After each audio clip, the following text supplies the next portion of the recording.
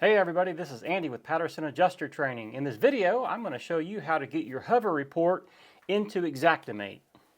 Now this video won't show you how to use hover. It's basically how to get your hover report out of your email into Xactimate. So obviously, if you're trying to get a hover report into Xactimate, then that means you have a hover account. And so what you're going to do is when you get done with your inspection and you upload your photos to hover, they're going to send you a report within about an hour, 2 hours maybe, and it's going to come to your email. And that's where this video is going to start. Now before we get going, I wanted to mention, about a year ago I made a video where I tore out some oak floors in a house, and I mentioned in the video that I wasn't going to throw that oak flooring away. I was going to use it to make tables. And I've had several people reach out and say, hey, when you get your tables made, post some pictures so we can see what they look like. Well, the table I'm using right now is one of those tables that I made. And so here's a few pictures of the tables that I made from that oak flooring. And I make various sizes, but this is a small table that I use for videos. I do have a separate YouTube channel where I show you how to build these tables. Those videos are coming up very soon. But if DIY stuff interests you guys, then make sure you subscribe to my other channel, which is Patterson DIY, and I'll leave the channel information in the video description. And I know some of you are thinking, dude, that's just a shameless plug for your DIY channel.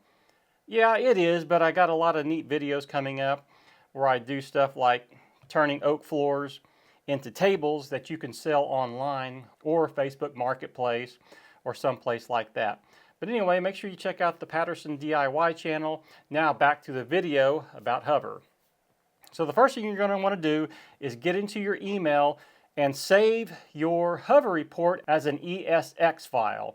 So your email is going to look something like this. It's going to have the address, the job number, and then it'll give you your report here. So then you're going to scroll down, past the pictures, past the job information, down in the middle of the page, download as an ESX. ESX is the file type that Xactimate uses to import sketches and measurements. Don't ask me what file type ESX is. All I know is that's the file type Xactimate has to have in order to pull those measurements in. If it's an Eagle View, if it's a hover, if it's a roofer report, it has to be an ESX file. And you'll want to save this to your desktop. That's the key thing. So we're going to hit download as ESX. Now you can see it saved this to our desktop. Now if you try to pull this into Xactimate without relabeling it, let me show you what happens. So you go to Xactimate. So once you're in the main dashboard, you want to come down to Tools. And we don't want export because we're not taking anything from our Xactimate onto our computer. We're doing the reverse. So we want to import something that's already on our computer into Xactimate. So we're going to hit Import, go to Select Data. And now here's this job. And if we click this and hit import, it should say failed invalid name, and that's exactly what happened. So what we're going to do is come over here and relabel this. I just right clicked on it and hit rename. I'm going to say hover job. And now we can come back to Xactimate, go to import, select data, here's hover job, import, and now it says import successful. So we can close this window. And Xactimate imported this into our local projects. So we're going to come up here to local. And then if you have a bunch of projects in here, the best thing to do is just go hover and it'll find the job. So here it is. So if we click on this, and we're just going to throw a generic price list in here. And I'm not going to fill out all this insured information stuff.